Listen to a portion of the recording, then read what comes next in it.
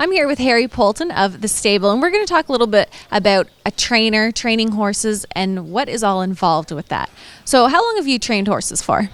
Since I was a young lad, about 16. So what got you into training horses, and how has that aspect changed over the years of when you first became a trainer and now what it takes to become a trainer?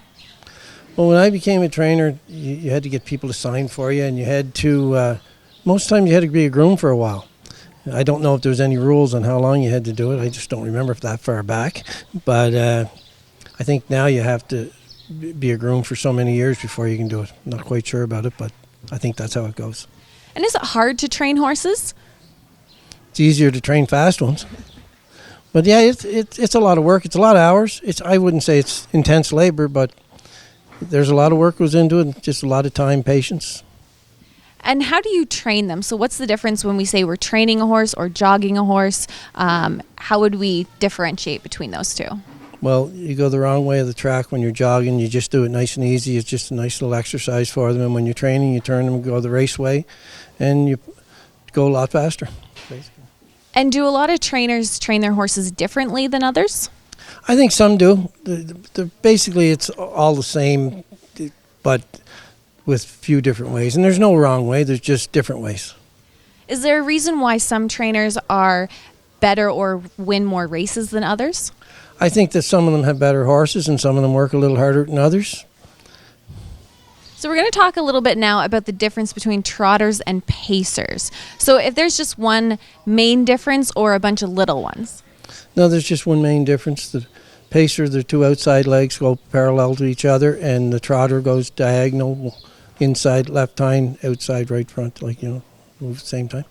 And do some trainers prefer one over the other? Yeah, I'm sure there is, but nowadays it's more that everybody's got both gaits now. At one time there were specialists, but I think now, no matter, even the huge trainers that have all the good trotters, they have a lot of good pacers too. So. And a lot of horses, especially the babies, as they're breaking down now and learning how to race, we put hobbles on them. So what are hobbles, and how do they help the horses? Hobbles are just to steady them. It gives them their gait. Most of them all are pretty natural gaited nowadays, but the hobbles, you just snug them up a little bit, and it guides them through the turns and makes it a little easier for them to do their job. And there's many different bridles we put on horses as well, but what's the main purpose of a bridle for the horse? Main purpose of the bridle is just to keep them focused. Some focus better in blind bridles, some focus better in open bridles. And for our trotters and pacers, do trotters only race as trotters, or can they go vice versa, back and forth? There's been a few that have went vice versa, but not many.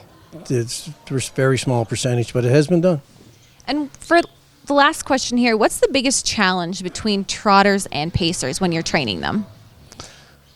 I'm not sure there's any big challenge, but I think if you got a nice horse, it makes it a lot easier for everybody to train them.